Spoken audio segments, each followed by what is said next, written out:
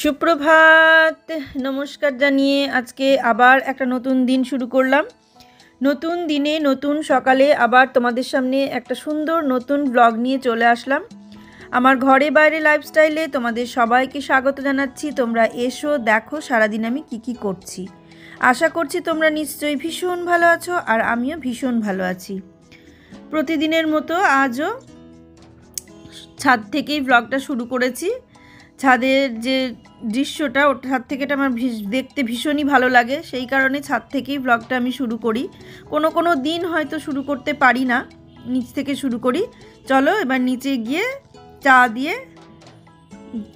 Chia seed এই সমস্ত দিয়েই তোমাদের সঙ্গে দিনটা শুরু করে দিই। কেমন লাগে দেখো, ভালোই লাগবে আশা করি। সকালের দৃশ্যটা, সকালে এই রকম আকাশ দেখলে খুব ভালোই লাগে। সুপ্রভাত জানিয়ে দিনটা শুরু করলাম। আজকে সকালে আর চা নয়, আজকে সকালে চিয়া সিড দিয়ে দিনটা শুরু করলাম। এই দেখো, তোমরা প্রতিদিন ভাবো শুধু চা খাই, আর এই যে চিয়া সিড, এই দেখো, এটা অল্প জলে, মোটামুটি অর্ধেক জলে ভেজানো ছিল, তাই এটাকে আবার বেশি করে জল দিয়ে নিলাম। আর খুব সামান্য পরিমাণ দিতে হয়, হাফ চামচ মতন, অল্প দিয়ে বেশি জল দিয়ে নিলাম। এখন জল দিয়ে গুলে নিয়ে এখন এটা খেয়ে নেব। এটা খাওয়ার আবার কিছুক্ষণ পরে চাটা খাবো।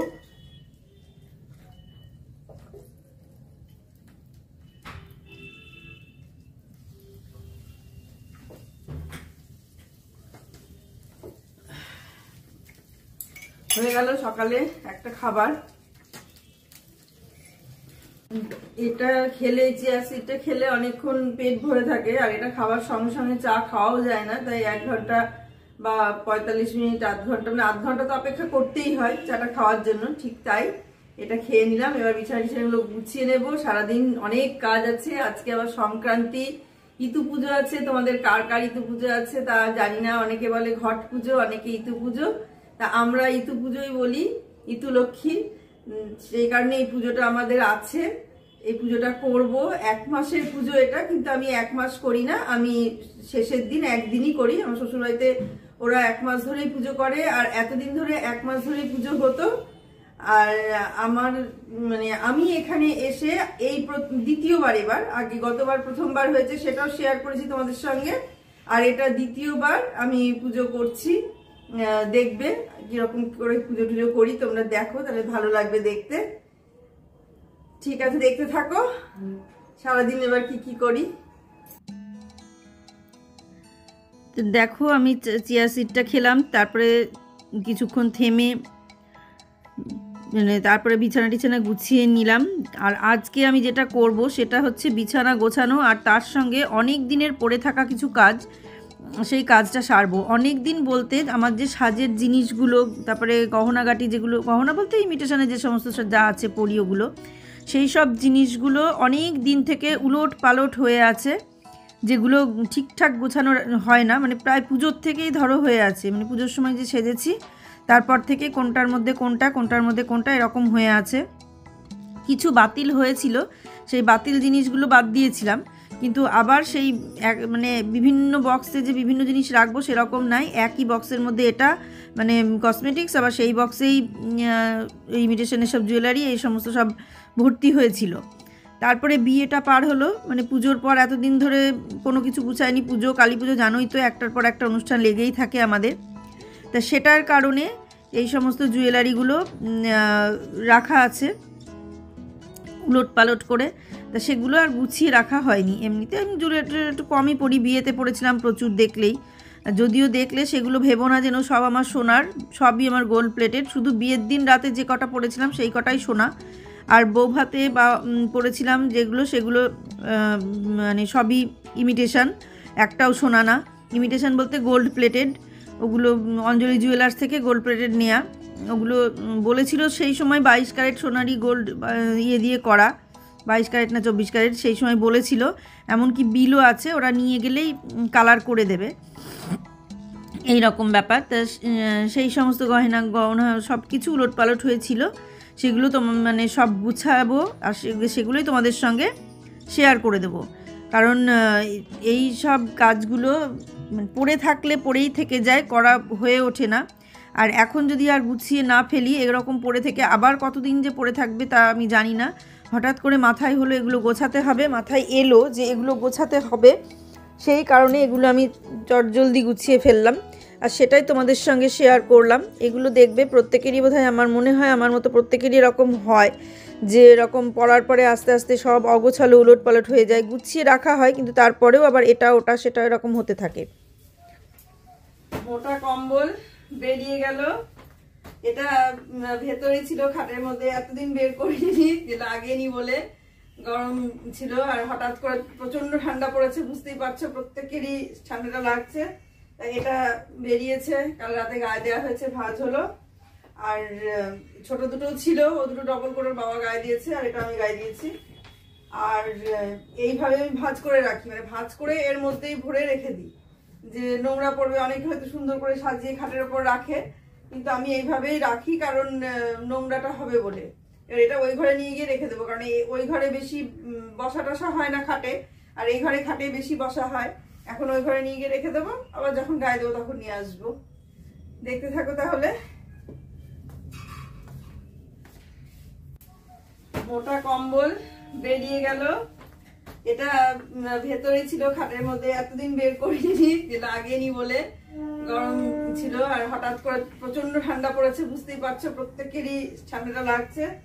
এটা বেরিয়েছে, কাল রাতে গায়ে দেওয়া হয়েছে, ভাঁজ হলো। আর ছোট দুটো ছিল, ও দুটো ডবল করে বাবা গায়ে দিয়েছে আর এটা আমি গায়ে দিয়েছি। আর এইভাবে আমি ভাঁজ করে রাখি, মানে ভাঁজ করে এর মধ্যেই ভরে রেখে দিই, যে নোংরা পড়বে। অনেকে হয়তো সুন্দর করে সাজিয়ে খাটের ওপর রাখে, কিন্তু আমি এইভাবেই রাখি, কারণ নোংরাটা হবে বলে। এটা ওই ঘরে নিয়ে গিয়ে রেখে দেবো, কারণ ওই ঘরে বেশি বসা টসা হয় না খাটে, আর এই ঘরে খাটে বেশি বসা হয়। এখন ওই ঘরে নিয়ে গিয়ে রেখে দেবো, আবার যখন গায়ে দেবো তখন নিয়ে আসবো। দেখতে থাকো তাহলে।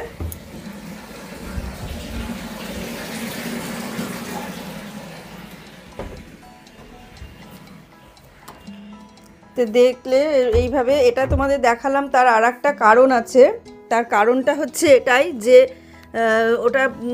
তার কারণটা এইটাই যে তোমাদের দেখালাম যে এডিট করার আগে আর পরের তফাৎটা, এডিটটা করার পরে যে তফাৎটা হয় আর এডিট করার আগে যেটা থাকে, সেটা দেখানোর জন্য ওটা আমি করলাম। তোমরা হয়তো ভাবলে যে একই জিনিস পরপর দুবার দিয়েছে, তা না, ওটা দেখানোর জন্য যে দেখো কি পরিস্থিতিটা হয় এডিট করার পরে আর আগে কি অবস্থায় থাকে।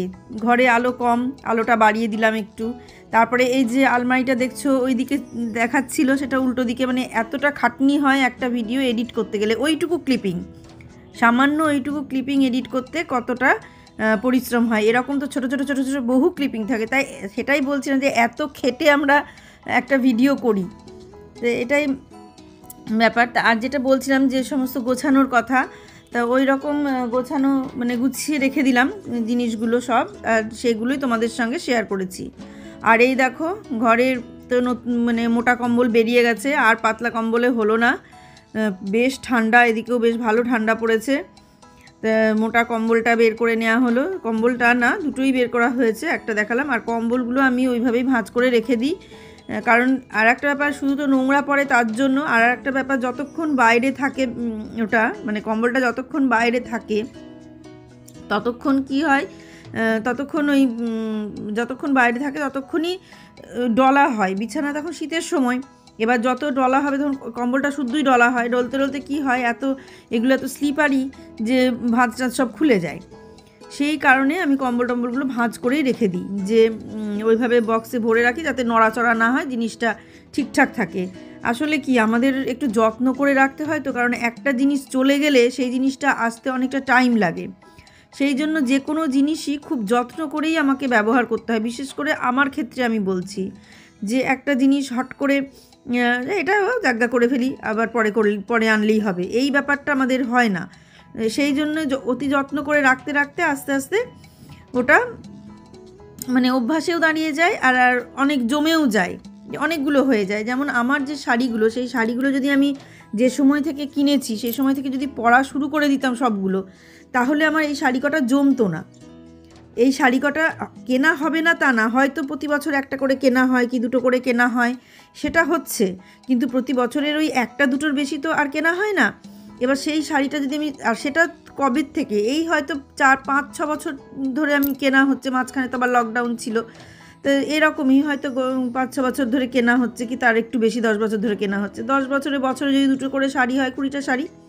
আমার তো সে কটা শাড়িও নাই, কিন্তু সে কটা যদি আমি পরে ফেলি তাহলে কি হবে, মানে শাড়িগুলো আর জমবে না, ফুরিয়েই যাবে।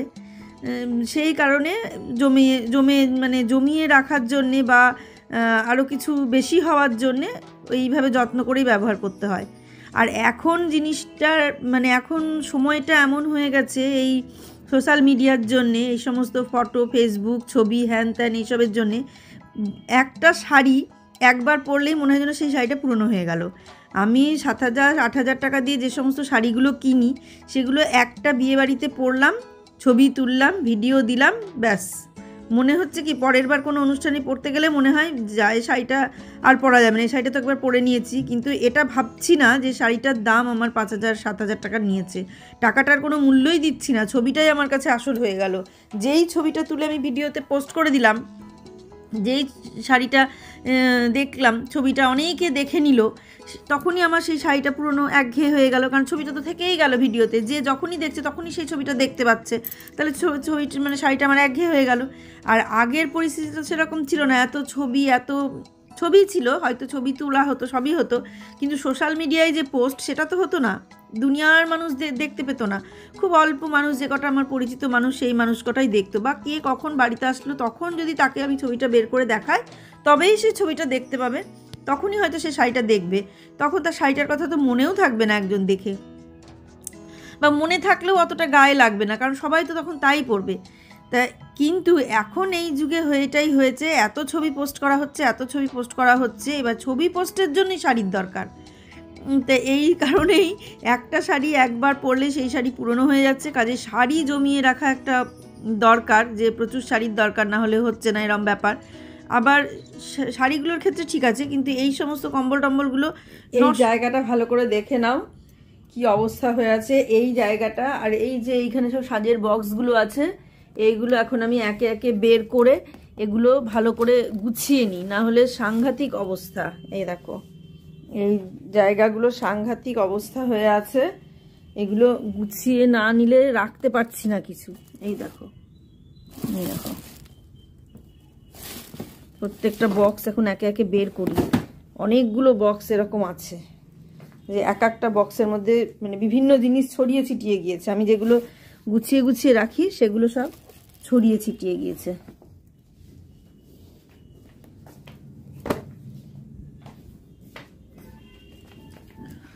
এখানে আর কিছু সেরকম নাই,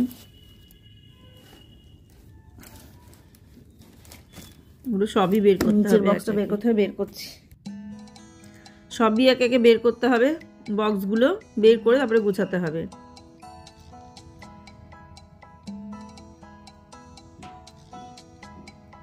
দেখো একে একে সব গুছিয়ে ফেললাম, এত সাংঘাতিক অবস্থা, নিজের দেখে নিজেরই ভয় লাগছে যে কোথা থেকে শুরু করব, শুরুটা যে কোথা থেকে করব সেটাই বুঝতে পারছি না। একটা বক্সের মধ্যে সব রকম জিনিস, প্রত্যেকটা বক্সে সব রকম জিনিস মিশে গেছে। এতগুলো আরও কিছু বক্সের দরকার, দেখলাম যে অনেক জিনিস এটার সঙ্গে ওটার সঙ্গে ওটা রাখতে হচ্ছে বাধ্য হয়ে, কিন্তু সেটার জন্য আরও 2-1টা বড় বড় বক্সের দরকার। শুধু এখানেই না, আমার ঠাকুরের ওখানেও কিছু বক্সের দরকার, ঠাকুরের গহনাগুলো রাখার জন্যে। এই গহনা রাখার জন্য বক্স না হলে খুব অসুবিধে। আর তার সঙ্গে আরও কিছু দরকার, সেটা হচ্ছে আমার ঠাকুরের পোশাক রাখার ব্যাগের দরকার, যেটা আমার খুবই দরকার, ইমিডিয়েট। নিজের পোশাক রাখার তো দরকারই, তার সঙ্গে ঠাকুরের পোশাক রাখারও আমার ব্যাগের খুব দরকার। ঠাকুরের পোশাকগুলো সব উলটপালট হয়ে যাচ্ছে, কুচরি মুচরি হয়ে যাচ্ছে, সেই কারণে ওই বক্সগুলো খুব দরকার। এখন দেখা যাক, যদি এর মধ্যে বড়বাজার যেতে পারি তাহলে সমস্ত বক্সগুলো নিয়ে আসব।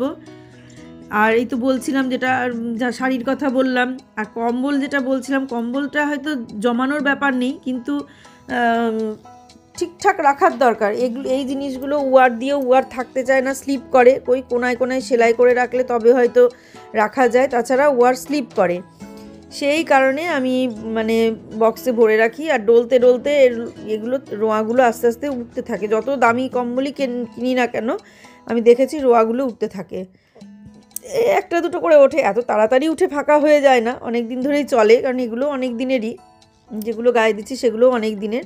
তাই আমি অত যত্ন করে সুন্দর করে বিছানার ওপর সাজিয়ে কম্বল রাখি না, ওই বক্সে মানে যে কম্বলের ব্যাগ সেই ব্যাগেই ভরে রাখি, আবার যখন দরকার হয় তখন বের করে নিই। দুপুরবেলাতেও লাগে, এখন দুপুরে একটু যদি শুতে যায় তাহলে দুপুরেও এখন ওই মোটা কম্বলই লাগছে এই 2 দিন ধরে, কিন্তু এর আগে এই কিছু 2-4 দিন আগেও এতটা লাগেনি, এই 2-3 দিন ধরে বেশি লাগছে, মানে গায়ে দিতে হচ্ছে। আর এই দেখো এগুলো গুছিয়ে নিই, এগুলো গোছাতে গোছাতে আমি নিজেই হাঁপিয়ে যাচ্ছি, নিজেই মানে পাজল হয়ে যাচ্ছি যে কি কোথায় কি রাখবো সেটাই বুঝতে পারছি না। দেখো সব কিছু ঠিকঠাক করে গুছিয়ে রাখার চেষ্টা করছি, তার মধ্যে আবার বেড়াতে যাব চেষ্টা করছি, যে মানে সেটাই ঠিক করছি যে বেড়াতে যাব যে কটা জিনিস নিয়ে সেই কটা জিনিস আলাদা একটা বক্সে নিয়ে নিই, তাহলে পরে আর অসুবিধে হবে না। তো মোটামুটি কসমেটিক্সগুলো যেটুকু নেব, লিপস্টিক বা মুখে মেকআপের জন্য যেটুকু টুকটাক জিনিস নেব, সেই টুকটাক জিনিসগুলো আমি আলাদা একটা বক্সে নিচ্ছি, আর যেগুলো আমি মানে আর এখন ব্যবহার করব না, আবার হয়তো পুজো বা কোনো বিয়েতে ব্যবহার করব, সেগুলো আলাদা রাখছি। তাই এইভাবেই গুছিয়ে রাখছি মোটামুটি। আর যেগুলো বাতিল হয়ে গেছে মানে আর দরকার নাই, শুকিয়ে গেছে, সেগুলো সব বাদ দিয়ে দিচ্ছি। আমার এখন একটা দরকার আইব্রু পেন্সিল, সেটার দরকার। এই আইব্রু পেন্সিলটা আমার ঠিকঠাক লাগছে না, মানে ওই যে শার্পনার দিয়ে করতে হবে, ছুলতে হবে, ওটাই আমার একটুখানি সমস্যা। যেগুলো এমনি করে ঘুরিয়ে ঘুরিয়ে করা মানে ইয়ে করা যায়, ওই কালি আইব্রুতে দেওয়া যায়, সেগুলো বেশ ভালো, কিন্তু এগুলো ওরকম না, এটা সেই শার্পনার দিয়ে ঘষতে হবে। আর এই দেখো সব যেগুলো ইমিটেশনের নেব সেগুলোও ব্যাগে ভরে নিচ্ছি, প্যাকেট করে নিচ্ছি, পরে কোনো বক্সে ভরে নেব, এখন এরকমভাবে প্যাকেট করে রেখে দিই। তো হিসাব করে করে করছি, এই মানে এই গুছাচ্ছি, গোছাতে গোছাতে আবার মাথা খারাপ হয়ে যাচ্ছে যে কোনটার মধ্যে কোনটা, এটার মধ্যে ওটা রাখলাম, তো বারবার আবার বের করে করে একই প্যাকেট বারবার খুলে খুলে দেখছি, এটাই হয় আমার, খুব সমস্যায় পড়ে যায়। মানে একসঙ্গে বেশি হয়ে গেলে এরকম সমস্যাই হয়, মানে অতিরিক্ত যদি অগোছালো হয়ে যায় তাহলে এরকম অবস্থা হয়। ওই প্রথম অবস্থাতে যদি ঠিকঠাক করে গুছিয়ে নিই তাহলে এতটা কষ্ট হয় না, কিন্তু সেটা আর হয়ে ওঠে না আমার ক্ষেত্রে। জানি না, অনেকে আছে বেশ সুন্দর গুছিয়ে ব্যবহার করে, আবার গুছিয়েই রেখে দেয় সঙ্গে সঙ্গে, আমার সেটা হয় না। আমি ভাবি যে এই এখন থাক, এখন এভাবে আপাতত রাখি, পরে আবার ঠিক করে গুছিয়ে রাখবো। এই দেখো অনেক দিন থেকে পড়ে থাকা যে বক্সগুলো সেগুলো সমস্ত গুছিয়ে নিলাম, এবার এগুলোকে যেখানে যা থাকে সেভাবে গুছিয়ে নিই, তাহলে তোমরা দেখো আমি এগুলো এভাবে গুছিয়ে নিই। সবগুলো নিয়ে নিলাম, এইটার মধ্যে বেড়াতে যাব বলে এটার মধ্যে কিছু নিয়ে নিলাম যেগুলো মানে বেড়াতে গিয়ে ব্যবহার হবে, সেই জন্য এই বক্স দুটো নিলাম। আর এই বক্সগুলোতে প্রত্যেকটাতে সব জিনিস থাকলো, আর এটা সব সময় ব্যবহার করা, রেগুলার যেগুলো ব্যবহার করি সেটার জন্য এগুলো রাখলাম। এবার দেখো কোথায় কি রাখি সেটা দেখো, কিন্তু কোথায় কি রাখি রাখার জায়গাও আমার নাই। এই একটা ড্রেসিং টেবিল বললাম না, ঘর বাড়ি মোট করা হয়েছে, কিন্তু সেখানে কিছু রাখার জিনিস করা হয়নি, এগুলো সব পুরনো জিনিস নিয়ে এসে রেখেছি। পুরনো জিনিস ফেলিনি, কারণ এত জিনিস ঘরে তৈরি করা সম্ভব না, সেই জন্য পুরনো জিনিসটাই আছে। আর ওই ড্রেসিং টেবিলের মধ্যেই আমি এই সমস্ত বক্সগুলো রেখে দিই। দেখো আর আঁটলো না এতগুলো বক্স, ওই নিচে যে কটা আঁটে সে কটাই রেখেছি। আর ওপরে দুটো ছোট ছোট ড্রয়ার হয়েছে, ড্রয়ারগুলো যদি একটুখানি বড় হতো তাহলে একটু ভালো হতো, একবারে ছোট্ট ছোট্ট একটু ড্রয়ার। জায়গা যা হয়েছে, পরে এই ঘরটাকে আবার ঠিক করতে হবে, ইন্টেরিয়ার দিয়েই ঠিক করাতে হবে কোথায় কি রাখবো, কোথায় কি করব, কারণ এই আলনাও বাতিল করতে হবে। এই আলনাতে জিনিসপত্র রেখে এত বাজে লাগছে, বাইরেটা মানে দেখা যাচ্ছে, সবসময় গুছিয়ে রাখতে হচ্ছে, সে ভেতর হলেও গুছিয়ে রাখবো, কিন্তু তবু একটা ভেতরে আড়াল থাকে। আর এইটা সামনে থাকা মানে সবসময় মনে হচ্ছে না অগোছালো হয়ে আছে, একটা জামা কাপড় এদিক ওদিক হলেই মনে হচ্ছে অগোছালো হয়ে আছে, ভালো লাগছে না সেটা। সেই কারণেই আমি দেখলাম যে দরকার নেই, মানে ভাবছি আর কি যে ইন্টেরিয়ার দিয়ে এটা ঠিক করিয়ে নেব। তো এইরকম প্ল্যান আছে। তো দেখো এইভাবে তোমাদের সঙ্গে কথা বলতে বলতে কাজগুলোও করে নিলাম, গুছিয়েও নিলাম। এটাই হয় যে কথা বলতে বলতে গল্প করতে করতে কাজ করলে বেশ কাজটা ভালো লাগে করতে, কাজ করতেও ভালো লাগে, আবার সময়টাও মনে হয় যেন অনেকটা কম লাগলো। এই দেখো সমস্ত যে গুছানো হয়ে গেল এই জায়গাটা, আর এর ভেতরে সব গুছিয়ে দিয়েছি। আর এইখানে মোটামুটি গোছানো হয়ে গেছে, আলনা গোছানো কমপ্লিট, ঘরটার সমস্ত কিছু গোছানো কমপ্লিট। এইটুকু গুছাতে যে প্রচুর টাইম লাগলো, যদি অতক্ষণ ধরে গুছিয়ে ভিডিও করতাম তোমাদের সামনে তাহলে ভিডিও মানে কমপ্লিট করতে পারতাম না। আয়নার কাঁচ টাচ সব মুছলাম, এই যে সব কিছু এই জায়গাটা এভাবে গুছিয়ে রাখলাম। আর এর মধ্যে প্রতিদিনের যে সমস্ত লাগে সেগুলো বাইরে রেখে দিলাম, আর ক্রিম ট্রিমগুলো আয়নার ভেতরেই আছে। সেকেন্ড টাইম চা চলছে, এই দেখো চা নিয়ে বসে পড়েছি। শুধু পুজোটা করবো তো সেই কারণে শুধু চাটাই খাবো, আর কিছু খাবো না।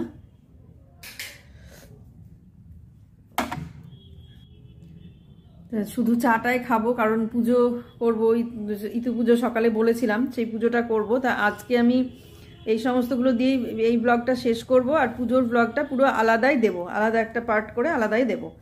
দেখো চাটা খাই, চা খেতে খেতে আজকের ব্লগটা শেষ করে দিই। সবাই ভালো থেকো, সুস্থ থেকো, সাবধানে থেকো। সামনের দিন একটা সুন্দর নতুন ব্লগ দেখার অপেক্ষায় থাকো। আজকে আসছি তাহলে।